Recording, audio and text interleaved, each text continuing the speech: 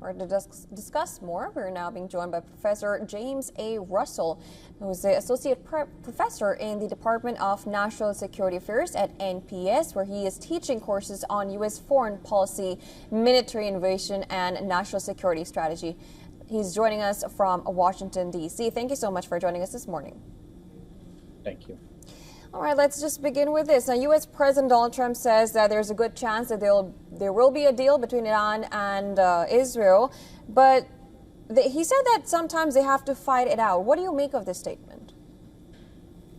I think this is as curious a statement as one could expect out of a senior political figure in the world. And it's not just, of course, any figure in the world. It's the President of the United States. For him to make such a statement, which basically tacitly endorses the Israeli approach to this, which is to keep the bombardment up, and I think it's a very strange thing to say, and shows, of course, the complete disinterest of the United States in trying to control the escalation in this violence, which is spreading. Now Prime Minister Netanyahu, for example, is suggesting that regime change may be one of the outcomes of the Israeli airstrikes. So you have a situation like this in which once the escalation dynamics of war kick in, the war creates all kinds of pressures on decision makers that you can't anticipate. For President Trump to come out with a statement like this is just pushing away from the table essentially and refusing to exercise any American leadership in the situation. And also, it was, of course, America who wanted to get Iran on the table for the nuclear talks. However, Iran has just said that its parliament is considering withdrawal from the treaty on the non-proliferation of nuclear weapons. How do you think will U.S. react to this? I think this is a very predictable outcome to the events that were started off by Israel. One of the central objectives of American foreign policy in the post-World War II period has been to preserve as best it can the role of the Non-Proliferation Treaty in managing the spread of nuclear weapons. And it's been reasonably successful. It hasn't been perfect, of course, but it's been pretty successful. And the United States and the International Atomic Energy Agency and our European partners, of course, have worked hard to try and keep Iran in the Non-Proliferation Treaty system. The IAEA, the Security Council's monitoring arm, just found the Iranians to be in non-compliance or with a whole variety of issues in the Iran program going back a couple of decades. And the point is that the United States was engaged in a process to try to get the Iranians more firmly on the reservation of the NPT, which is the accepted vehicle to stop the spread of nuclear weapons. And the Israelis have guaranteed, of course, that now is not going to happen. And I wouldn't blame anyone in Iran for thinking that the next step they need to take is to build their own weapons. And with the realization that if they had their own weapons, they wouldn't be getting pushed around like they are by the United States and Israel. So Israel is simply guaranteeing that the end result of this will be the result which they say they don't want.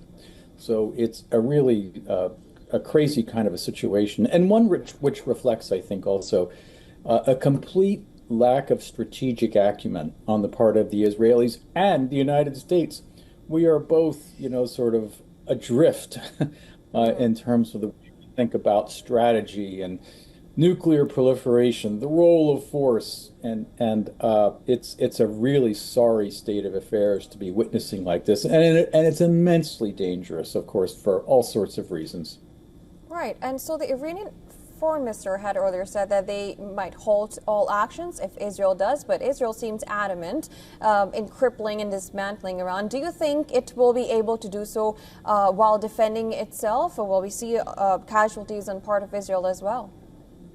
One thing I think it's important to be clear of is that this is a war started by the Israelis, allegedly for the purpose of crippling Iran's nuclear infrastructure. And I'm here to tell you, and any serious proliferation expert around the world would tell you the same thing, is that the Iran nuclear program cannot be bombed out of existence. Period. End of story. It can't happen.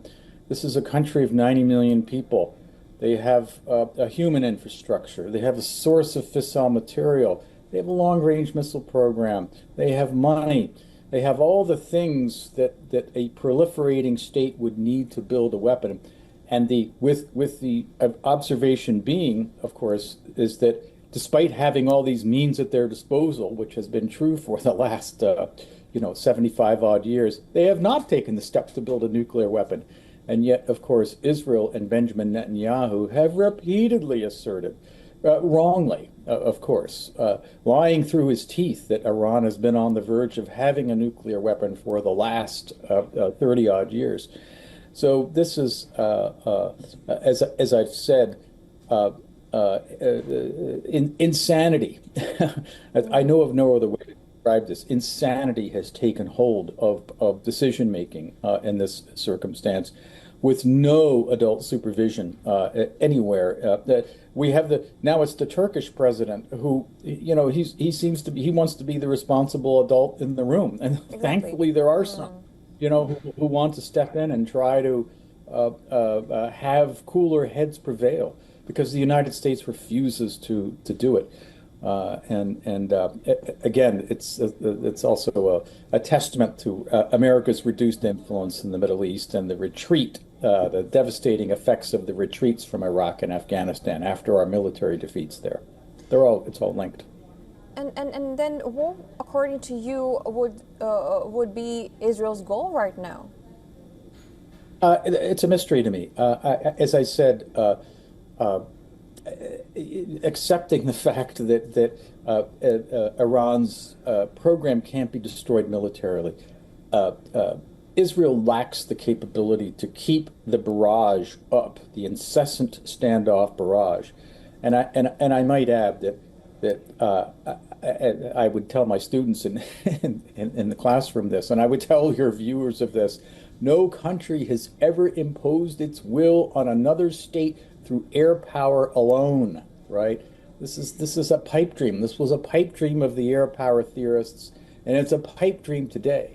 But it's a regrettable feature of political violence in the international system today, that political leaders believe that standoff strikes and standoff bombardment can somehow impose their will on their enemies. And it's just a fantasy.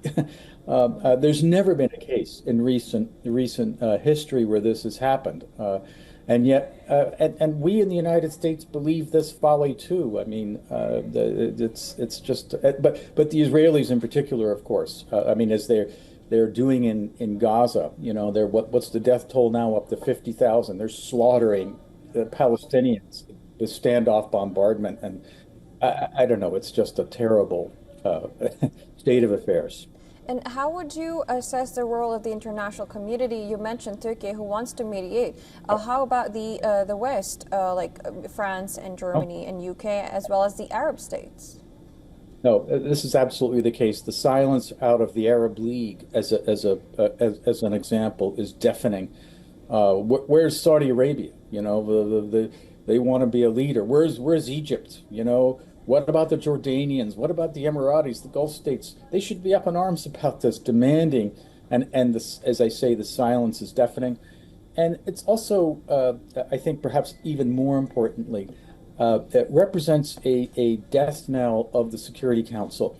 The United Nations Security Council is supposed to be the arbiter of international peace and security, and supposed to uphold the principles of the UN Charter, of course, and of course, the permanent members of the UN Security Council are supposed to play the leading role. It's the West, as you say, the whole sort of United Nations system was created by the West and the United States and Britain and France and so on and so forth.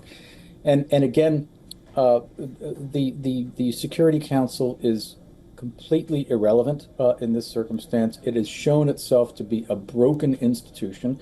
in part because the main members of that institution, the Chinese, the Russians, the Americans, for example, have been shredding the international norms that the Security Council was supposed to be upholding. So what it essentially means is that, to make a bad metaphor based on popularized American history, it's the wild, wild west. In other words, Israel can haul off and blast away at whoever it wants for however long it wants. There's no consequences to their actions.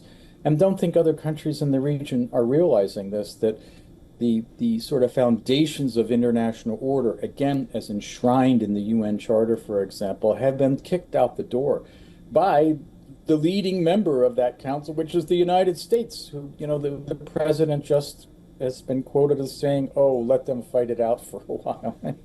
It's absolute insanity. Yep.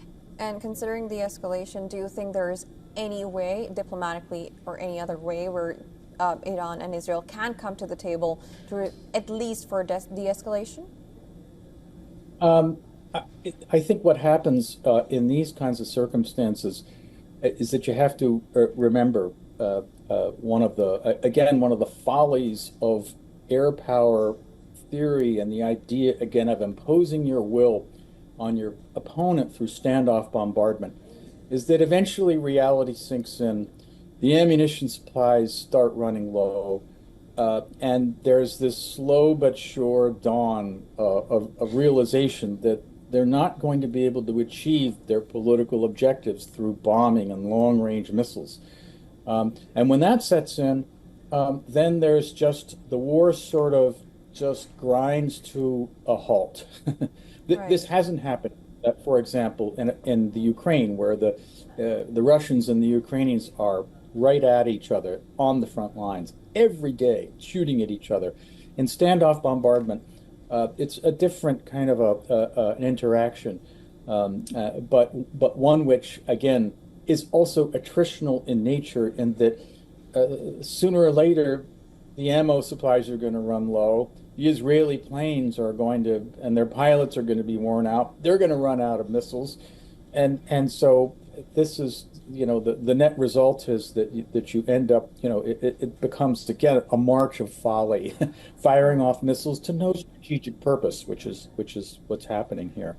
Right. So the lessons here are, of course, that political leaders around the world,